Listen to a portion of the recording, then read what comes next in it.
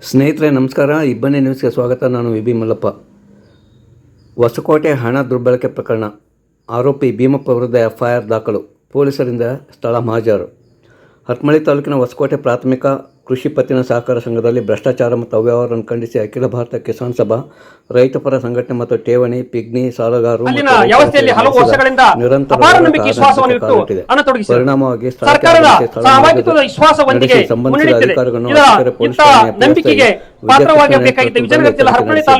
ಹೊಸಕೋಟೆ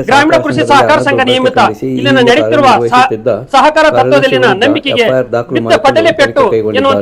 ಈ ವೇಳೆ ಹೊಸಕೋಟೆ ಸಂಘದ ವ್ಯಾಪ್ತಿಯ ಹೊಸಕೋಟೆ, ಮಾಜಾಡಿ, ಗಡಿಗೂಡ, ಬೂದಿಯಾಳ್, ಚಿಕ್ಕಪ್ಪಳ್ಳಿ, ಕೆರೆಗುಡ್ಡಿ ಗ್ರಾಮದ ರೈತರು ತಮ್ಮ ಉಳಿತಾಯ ಮೂಲಕ ಸಂಗ್ರಹ 13 ಲಕ್ಷ ಮೊತ್ತ, ಸ್ವಸಹಾಯ ಸಂಘದ 60,000 ನಿಶ್ಚಿತ ಠೇವಣಿ, ಷೇರು ಮೊತ್ತ ಸೇರಿದಂತೆ ಒಟ್ಟು 1,30,30 ಲಕ್ಷ ರೂಪಾಯಿಗಳು ಅಲ್ಲದೆ ಕೆಲವು ರೈತರ ಹೆಸರಿನಲ್ಲಿ ಮುಖ್ಯ ಕಾರ್ಯನಿರ್ವಹಣಾಧಿಕಾರಿಗಳು 2021-22ರಿಂದ ಹಲವು ಲಕ್ಷಗಳ ಸಾಲ.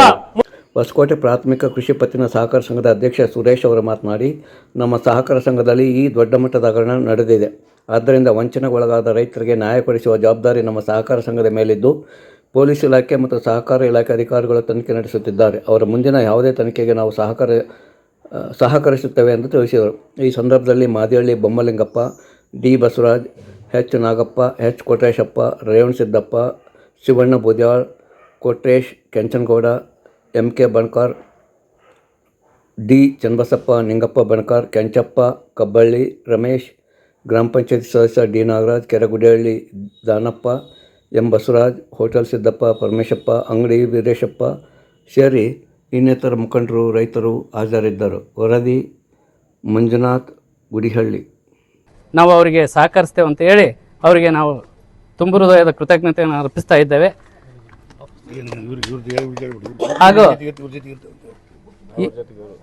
ನಾವು ಇವರು ಹೋರಾಟಕ್ಕೆ ನಮ್ಮ ಬೆಂಬಲ ಯಾವತ್ತೂ ನಾವು ರೈತರ ಪರವಾಗಿ ಇದ್ದೇ ಇರ್ತೇವೆ ಅಂತ ಹೇಳ್ತಾ, ಈ ಒಂದು ನಿಮ್ಮ ಮುಷ್ಕರವನ್ನು ಈ ದಿನದಿಂದ ವಾಪಸ್ ತೆಗೆದುಕೊಂಡು ನಮ್ಮ ಏನು ಮುಂದೆ ಬರ್ತಕ್ಕಂಥ ಹಬ್ಬದಲ್ಲಿ ನಾವೆಲ್ಲ ಪಾಲ್ಗೊಂಡು ಮುಂದಿನ ಒಂದು ತೀರ್ಮಾನವನ್ನು ನಾವೆಲ್ಲರೂ ಸೇರಿ ತಗೊಂಡಂತ ಹೇಳಿ ನಾನು ಈ ಒಂದು ಸಭೆಗೆ ಕೃತಜ್ಞತೆ ಅರ್ಪಿಸ್ತೇನೆ. ಈಗಾಗಲೇ ಎಲ್ಲ ಅಧಿಕಾರಿಗಳು ನಮಗೆ ಭರವಸೆ ನೀಡಿದ್ದಾರೆ.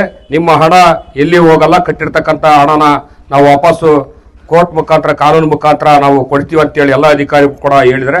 ಅದೇ ರೀತಿಯಾಗಿ ನಮಗೆ ಇಲಾಖೆಯ ಪೊಲೀಸು ಇಲಾಖೆಯ ಅಧಿಕಾರಿಗಳು ಕೂಡ ನಮಗೆ ಸತತವಾಗಿ 6 ದಿನಗಳ ಕಾಲ ನಮಗೆ ಸ್ಪಂದಿಸಿ ರಕ್ಷಣೆ ನೀಡಿ ದೂರನ್ನ ದಾಖಲಾತಿ ಮಾಡಿಕೊಂಡು ನಮಗೆ ವ್ಯವಸ್ಥಿತವಾಗಿ ರಕ್ಷಣೆ ನೀಡಿ ಅವರಿಗೂ ಕೂಡ ಕ್ರಾಂತಿಕಾರಿ ಧನ್ಯವಾದಗಳನ್ನ ತಿಳಿಸ್ತಾ, ಈಗ ನಮ್ಮ ಅಧ್ಯಕ್ಷರು ಆಗಿರ್ತಕ್ಕಂಥ ಸುರೇಶ್ ಅಣ್ಣವರು,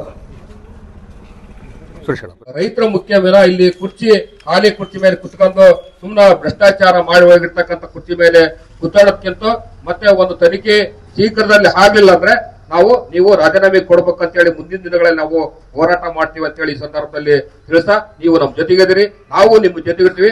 ಮುಂದಿನ ದಿನಗಳಲ್ಲಿ ಈಗ ಅಲ್ಲಿಗೆ ಡೈರೆಕ್ಟರ್ ಆಗಿ ಮುಂದಿನ ಬಾರಿ ನಾವೆಲ್ಲರೂ ಸೇರಿ, ನೀವೆಲ್ಲ ಯಾವುದೇ ಪಕ್ಷದಲ್ಲಿ ಇದ್ರೂ ಕೂಡ ನಿಮ್ ಜೊತೆಗೆ ನಾವು ಇರ್ತೀವಿ.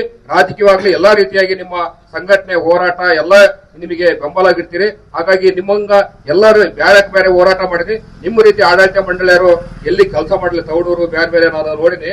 ನಿಮ್ಮ ರೀತಿ ಆಡಳಿತ ಮಂಡಳಿ ಅಧ್ಯಕ್ಷರು ಯಾರು ಕೆಲಸ ಮಾಡಿಲ್ಲ, ಮಾಡಿದ್ರೆ ಯಾರು ಭ್ರಷ್ಟಾಚಾರ ಹಾಕೋದಲ್ಲ. ಹಾಗಾಗಿ ಇದು ಒಂದು ಪಾಠ.